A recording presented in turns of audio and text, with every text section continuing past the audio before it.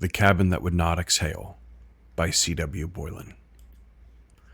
In February of 1907, when the rails were iced and the telegraph lines sang faintly in the wind, a man named Thomas Hale arrived in the town of Briar Hollow, with disbelief in his pockets and money promised in writing.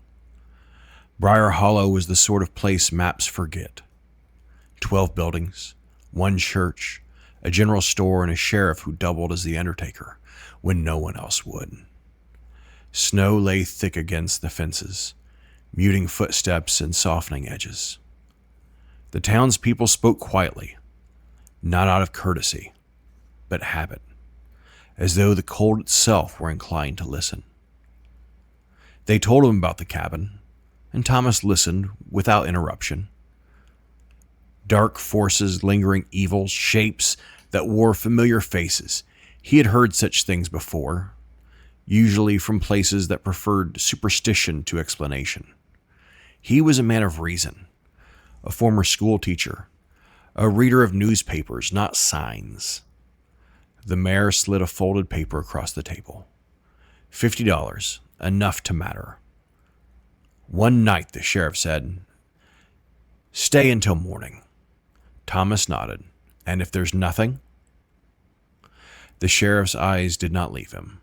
Then we'll know. The cabin stood miles out, set back among pines that crowded close and leaned inward.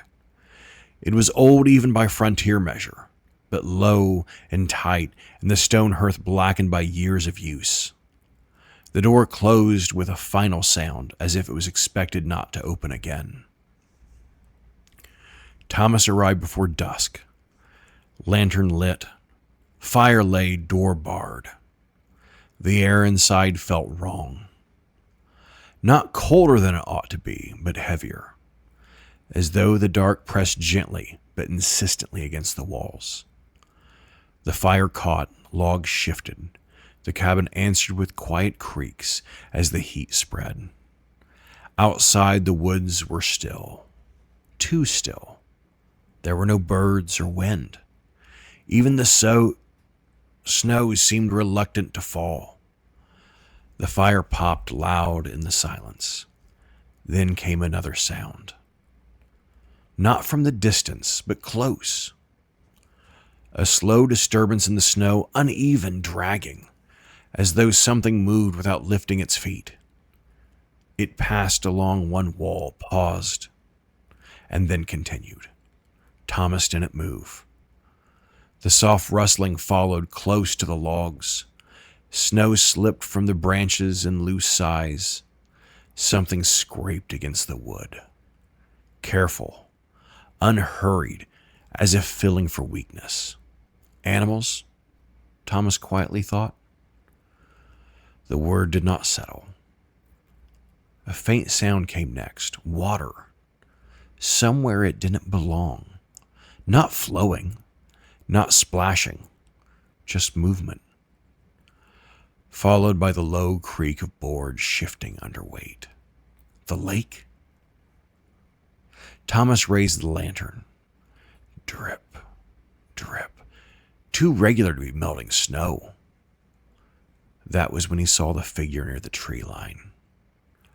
A boy stood there, shin deep in snow, soaked through. His clothes hung heavy and dark, his hair slicked flat against his brow. Thomas stared, waiting for it. The faint cloud of breath, the thin curl of steam that should have risen from the wet clothing and winter air. Nothing did. The cold showed itself everywhere else, on the trees, on the snow, just not on the boy. Elliot? Thomas said before he could stop himself. The boy did not answer, did not blink. Water fell from him in slow, soundless drips. What did you expect me to do? Thomas said sharply and defensively. They would have looked at me first. The boy's gaze did not change. I was older, Thomas went on. I was meant to know better. That's how it always was. He swallowed. If anyone had heard, If anyone had come running, they would have said it was my fault. Thomas' hands trembled. He forced them into his coat pockets. I didn't touch you, he said. I didn't even move. The boy took one step closer. The snow beneath his feet did not shift. How was I meant to know? Thomas snapped. You never said anything. You just slipped, just went underwater. Silence stretched. I stayed where I was, Thomas said more quietly. That doesn't make it my fault. The figure did not accuse, did not forgive. It thinned slowly, like breath drawn back into the trees, until nothing remained but snow and shadow. Thomas barred the door. Night settled in layers. The fire burned low. Sounds returned, dragging, scraping, movement without form, sometimes close, sometimes distant. The cabin seemed to draw inward, shadows deepening where the lantern could not quite reach. Time lost its order. Then the knocking began. Slow, deliberate, not at the door. Along the wall. The sound moved, testing the logs, patient and unafraid. When it stopped, someone stood at the window. A woman. Her shape was wrong at first. Too still. Too close to the glass. Snow clung to the hem of her skirt. Her face was half lost in the shadow. Thomas leaned closer. The glass fogged. Relief flickered, brief and foolish. Then he noticed the shape of it. The cloud was small and even, low on the pane. It was his own breath. He drew back sharply. The fog thinned, then vanished. The woman did not breathe. Recognition came slowly, reluctantly. Ma? He said. She was older than he remembered. Bent. Wrapped in a thin shawl she was worn during her last winter. Her eyes held no anger, only expectation. Her mouth opened. The glass remained clear. I sent what I could, Thomas said quickly, when I was able. Her hands rested against the window, unmoving. I couldn't take you in, he said. I wasn't responsible for everything. No sound answered him. You fell, Thomas whispered. People fall. It happens. The lantern flickered. Then came laughter. Low, broken, everywhere at once. Not her voice. Not anyone's.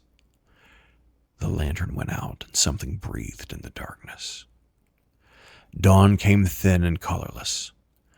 Gray light seeped through the window, revealing the cabin in its true, small, bare, marked form, but nothing that should have driven the man to ruin. Thomas didn't see it. He was crouched beneath the hearth, rocking, whispering words that no longer formed sentences. The door opened. Cold air rushed in. Thomas, the sheriff said. The sound tore what remained of him loose. Thomas screamed and scrambled backwards, clawing at the floor, eyes wild. No, you don't. His voice broke into a wail. It wasn't my fault. The mayor stepped forward. Easy now, you're safe. Safe? Thomas laughed, a sharp, hysterical sound, and clutched his head. That's what you say when you want it to stop being yours. He pressed his palms to his ears, shaking. I didn't touch him. I didn't push him. I don't owe her. I didn't. The sheriff reached for him. Thomas recoiled, screaming, Don't look at me that way. Don't put it on me. They took his arms. He fought them with the strength of a drowning man, sobbing, voice tearing itself apart. It wasn't my fault, he screamed. It wasn't my fault. The words collapsed into broken sound as they dragged him into the pale morning. No townspeople gathered. They never did. The hospital in the next town would keep him like the others before. The mayor stood in the doorway a moment longer, then folded the paper with the $50 and returned it to his pocket. Snow began to fall again. Others would come to claim the money, and the cabin would remember them.